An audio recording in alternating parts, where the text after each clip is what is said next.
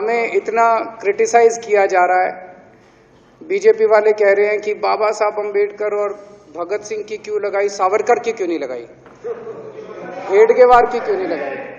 तो मैं कह रहा हूं भाई सावरकर की और हेडगेवार की तुम लगा लो। अब देखो जो बोल रहे थे उसमें तो किसी ने टिप्पणी नहीं की। मैंने कहा भाई सावरकर की बोल रहे हैं, सावरकर की और हेडगेवार की तुम लगा लो, हम बाबा साहब अंबेडकर की और भगत सिंह की लगा लो। कांग्रेस वाले चिल्ला रहे हैं, कांग्रेस वाले चिल्ला रहे हैं इंदिरा गांधी की क्यों नहीं लगाई, राजीव गांधी की क्यों नहीं लगाई, सोनिया गांधी की क्यों नहीं लगाई। तो हम कह रहे हैं भाई इंदिरा गांधी की तुम लगा लो, हम तो बाबा साहब अंबेडकर की और भगत सिंह की लगाएंगे। अध्यक्ष महोदय, मेरे को पता नहीं था ये लोग बाबा साहब अंबेडकर, ये बाबा साहब अंबेडकर और भगत सिंह से ऐसी नफरत क्यों करते हैं सारे प्रतिपक्ष के लोग।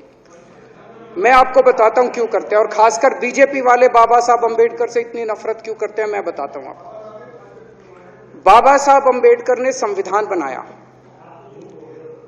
मैं बता देता हूं आपको, आप भी सेटिस्फाई हो जाओगे।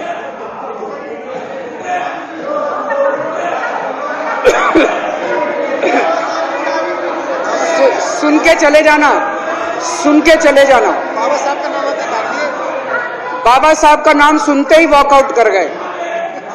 बाबा साहब का नाम भी नहीं सुनना चाहते। बाबा साहब अंबेडकर का नाम सुनते ही सुन तो लो, सुन तो लो। वो तमाशा है। और ये सब कुछ जो इन्होंने बोला वो सच बोला, सुन तो लो।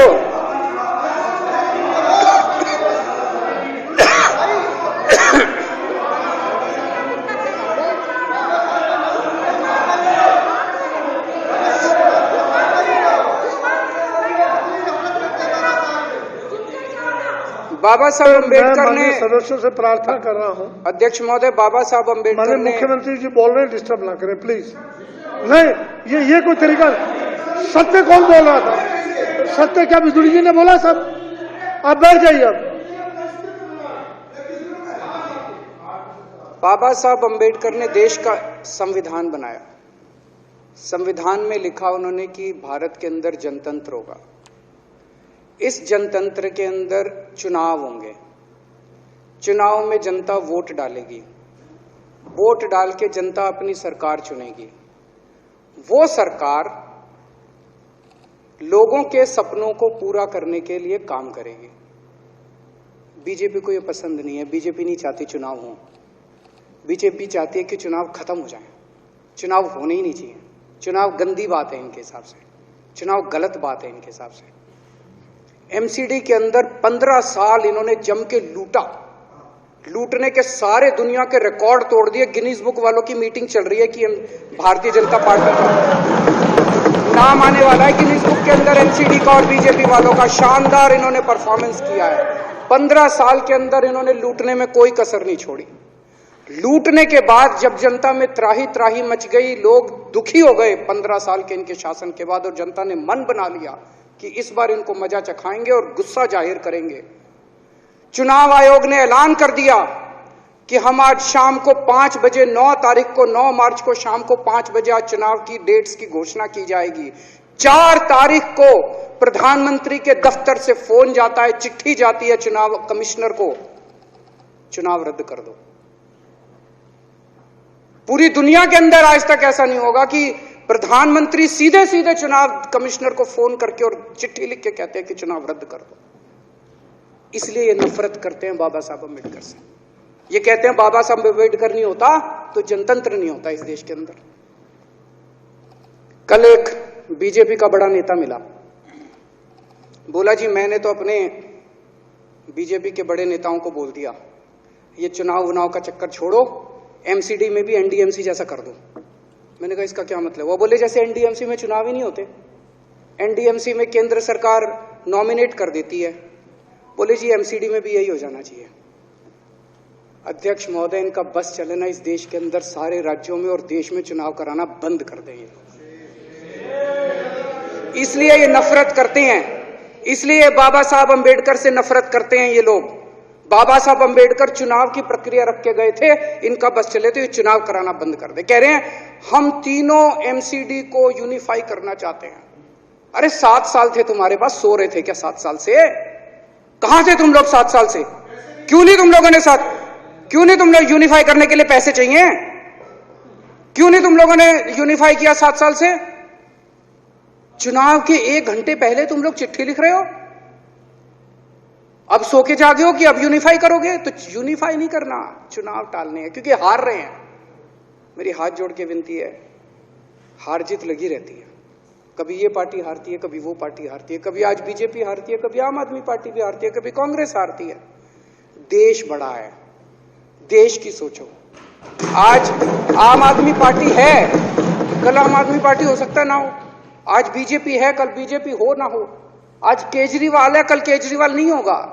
आज मोदी जी हैं, कल मोदी जी नहीं होंगे। कोई बड़ा नहीं है, देश बड़ा है, मुल्क बड़ा है, कौम बड़ी है, समाज बड़ा है।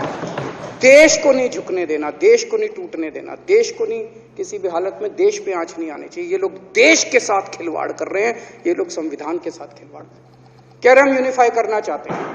इन्होंने एक चिट्ठी लिख दी चुनाव आयोग को कि हम तीनों एमसीडी को यूनिफाई कर रहे हैं, इसलिए चुनाव टाल दो। चुनाव आयोग ने चुनाव टाल दिया। कल को दिसंबर में गुजरात के चुनाव हो रहे हैं। अब जनता कह रही है ये गुजरात हारेंगे।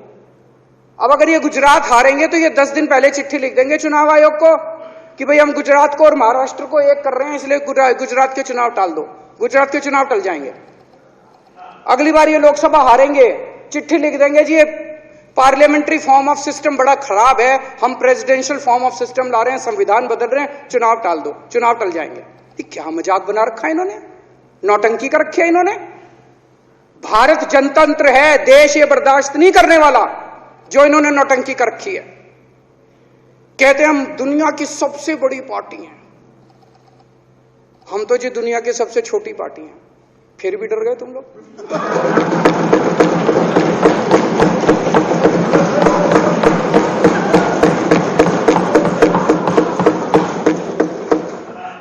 दुनिया की सबसे बड़ी पार्टी दुनिया की सबसे छोटी पार्टी से डर के भाग गई। क्या कायर हो यार।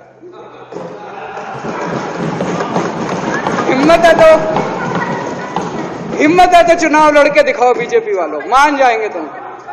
हिम्मत है तो चुनाव लड़के दिखाओ। कहते हो 56 इंच का सीना है, नहीं तो मान लो 56 इंच का सीना नहीं है, झूठ। नहीं तो मान लो कुर्ते के नीचे 56 इंच का सीना नहीं है, झूठ है ये।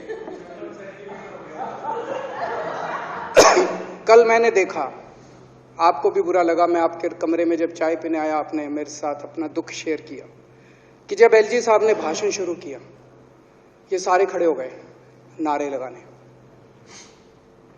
क्या कश्मीर फाइल्स टैक्स फ्री करो, और पीछे से 2 जने कह रहे थे दारू की दुकानें बंद करो।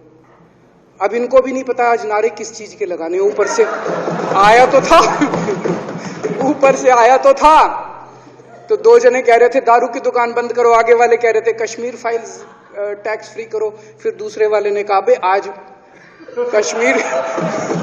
आज कश्मीर वाला नारा लगाना है। तो जैसे रैलियां होती हैं, उसमें कुछ टीवी वाले माइक लगा देते हैं कि हाँ जी किस लिए आए हो, तो वो यूं यूं देखता है किस लिए।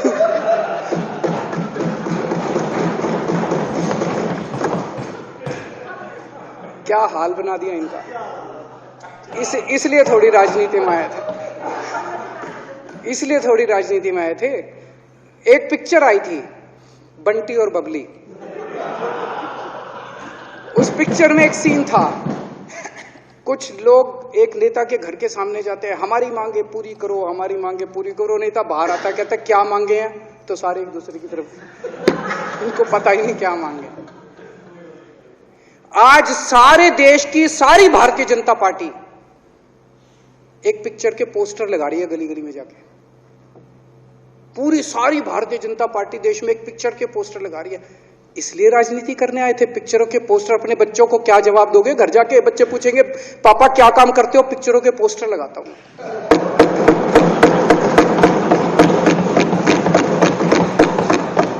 8 साल केंद्र सरकार चलाने के बाद अगर किसी देश के प्रधानमंत्री को विवेक अग्निहोत्री के चरणों में शरण लेनी पड़े तो इसका मतलब उस प्रधानमंत्री ने 8 साल में कोई काम नहीं किया। 8 साल खराब कर दिए। बताओ, विवेक अग्निहोत्री के चरणों में उनको शरण लेनी पड़ रही है, बचा लो बचा लो बचा लो। अगर किसी प्रधानमंत्री को कह रहे हैं कश्मीर फाइल्स टैक्स फ्री करो, अरे यूट्यूब पे डाल दो, फ्री हो जाएगी। टैक्स फ्री क्यों करा रहे हो? इतना ही तुमको शौक है, विवेक अग्निहोत्री को बोलो यूट्यूब पे डाल देगा, सारी पिक्चर फ्री है, सारे जने देख लेंगे एक ही दिन के अंदर। टैक्स फ्री की क्या जरूरत है? यूट्यूब पे क्यों नहीं डाल? कल एक मैंने अखबार में पढ़ा, हरियाणा के अंदर एक भारतीय जनता पार्टी का ही एक एमएलए था, उसने कहा आज मैं पार्क के अंदर इसकी फ्री स्क्रीनिंग करूंगा। तुरंत विवेक अग्निहोत्री का ट्वीट आया खट्टर साहब के, खट्टर साहब देखो ये फ्री में कर रहा है, इसको बोलो टिकट लेके करेगा। भाई साहब, कश्मीरी पंडितों के नाम पे कुछ लोग करोड़ों रुपए कमा रहे हैं और तुम लोगों को पोस्टर लगाने का काम दे दिया। आंखें खोलो, क्या कर रहे हो तुम लोग? वो करोड़ों कमा गया, कश्मीरी पंडितों के नाम पे करोड़ों कमा गया और तुम लोग पोस्टर लगाते रह गए। क्या हाल बना दिया तुम लोगों का यार। आंखें खोलो तुम लोग।